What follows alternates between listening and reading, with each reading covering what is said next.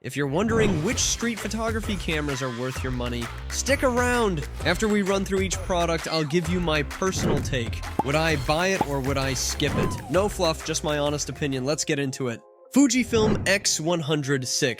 The new 40 megapixel sensor and 6-stop image stabilization make this camera an absolute beast for street photography.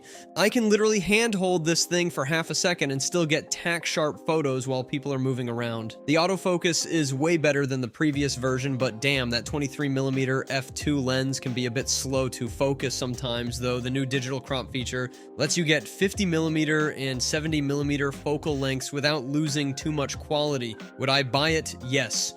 It's compact, stealthy, and that image stabilization is a game changer for street shots. Ricoh GR III. This tiny pocket rocket has incredible image quality with its 24 megapixel APS-C sensor, and the snap focus feature is absolutely perfect for street photography. Just set it to 1.5 meters f8 and you're ready to shoot without waiting for autofocus. The battery life sucks and there's no viewfinder, which can be annoying in bright sunlight, but the 3-axis stabilization helps get sharp shots in low light.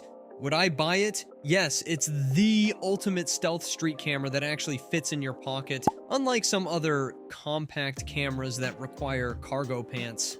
Leica Q3. This thing packs a ridiculous 60 megapixel full-frame sensor paired with a stunning Summilux 28mm f1.7 lens that produces some of the most beautiful images I've ever seen. The autofocus isn't exactly lightning fast, and holy crap, that $6,000 plus price tag makes my wallet cry, but the build quality is absolutely tank-like. Would I buy it? No. Unless I win the lottery or start selling organs, I'll stick with cameras that don't cost as much as a used car. Fujifilm X-T5. With its 40 megapixel sensor and traditional dial controls, this camera is like having an old school film camera but with modern superpowers. The autofocus isn't quite as sticky as Sony cameras for tracking fast subjects, and those huge raw files will make your hard drive beg for mercy, but the image quality and film simulations are absolutely gorgeous. Would I buy it? Maybe. It's a bit chunky for pure street photography compared to the X100 VI, but that interchangeable lens flexibility is tempting. Sony RX100 VII.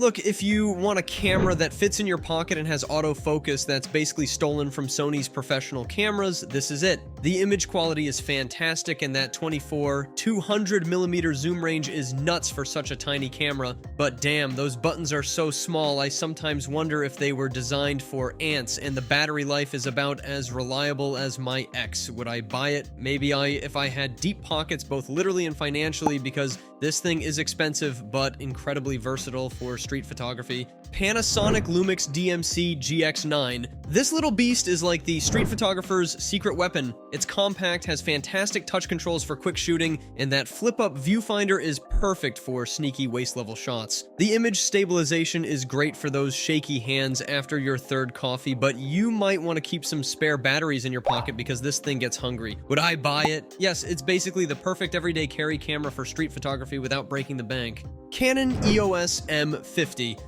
Mark II, well, if it isn't the camera that can't decide if it's entry-level or mid-range. The autofocus is pretty solid and the fully articulating screen is nice, but this thing starts sweating bullets at ISO 3200 and the battery life makes me want to cry. The menus are super easy to use though, so at least you won't get lost while the battery dies. Would I buy it? No, there are better options in this price range that won't leave you constantly searching for power outlets. Olympus OMDEM10 Mark IV. This little camera is like that friend who's really good at everything but doesn't brag about it. Great image stabilization, solid autofocus, and it's lighter than my breakfast. The only real bummer is there's no weather sealing, so if you're shooting in the rain, you're basically playing Russian roulette with your camera. Would I buy it? Yes, it's a fantastic little camera for street photography that won't make your wallet cry or your shoulder ache. Sony Alpha 1 second. The autofocus on this beast is ridiculously good at tracking people of color in low light,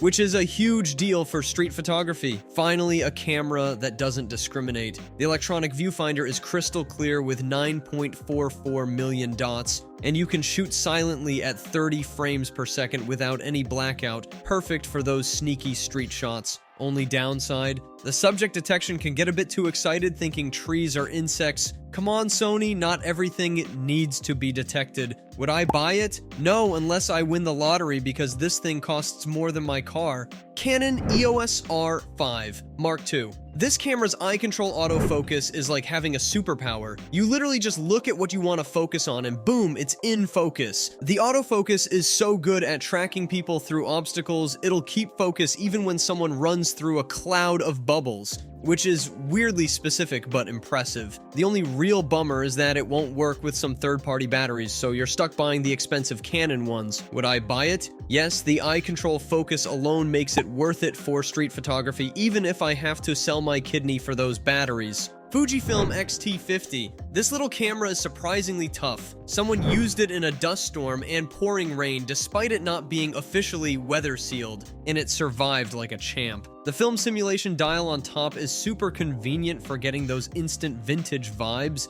and the autofocus is actually pretty decent at tracking moving subjects. Just don't expect it to keep up with more erratic subjects or in busy settings. It's not quite there yet. Would I buy it? Maybe it's a great travel companion that won't break the bank, and those Fuji colors are addictive. Olympus Pen-F. This camera is so pretty it belongs in an art gallery, but it's not just about looks. The autofocus is blazing fast, and the stabilization lets you shoot as slow as 1/15 of a second.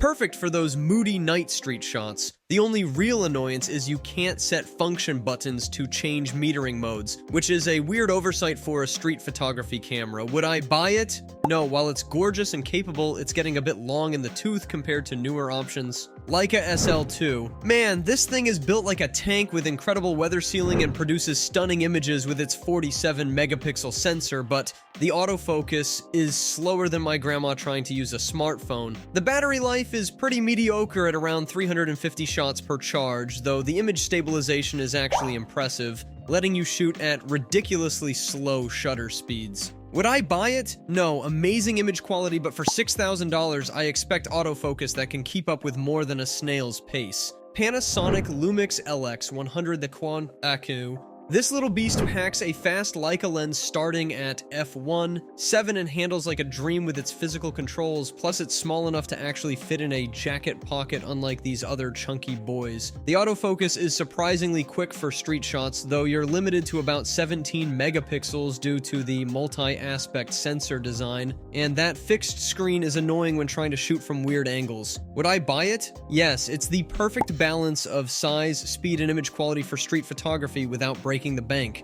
Fujifilm X-Pro3. This hipster machine tries so hard to be different with its hidden flip-down screen and hybrid viewfinder, but damn if it doesn't make some gorgeous images with that new classic negative film simulation. The titanium body feels amazing and the autofocus is actually pretty good now, though that hidden screen thing gets real annoying real quick when you actually need to check your shots. Would I buy it? Maybe if you're into the whole slow down and be more mindful photography thing, this camera forces you to do exactly that.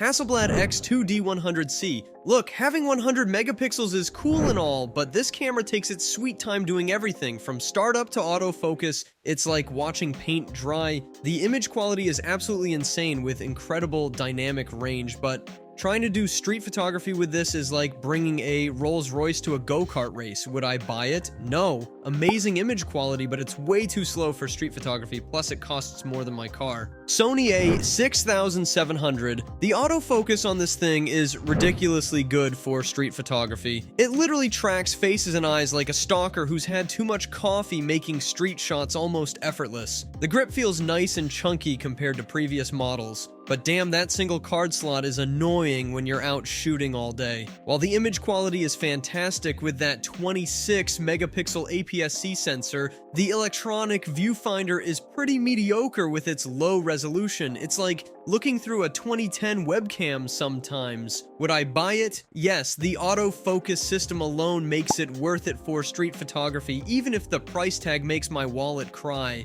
Canon G7X Mark III. This tiny pocket rocket is perfect for stealth street photography. You can literally hide it in your hand and nobody will notice you're even taking photos. The flip screen is great for shooting from weird angles, and that 100mm lens range gives you plenty of flexibility, but the autofocus is about as reliable as a chocolate teapot when tracking subjects. The image quality is actually pretty decent in good light, but crank up that ISO and you'll start seeing more noise than a metal concert. Would I buy it? No. The autofocus issues are a deal breaker for street photography, and the Sony A6700 just destroys it in every meaningful way.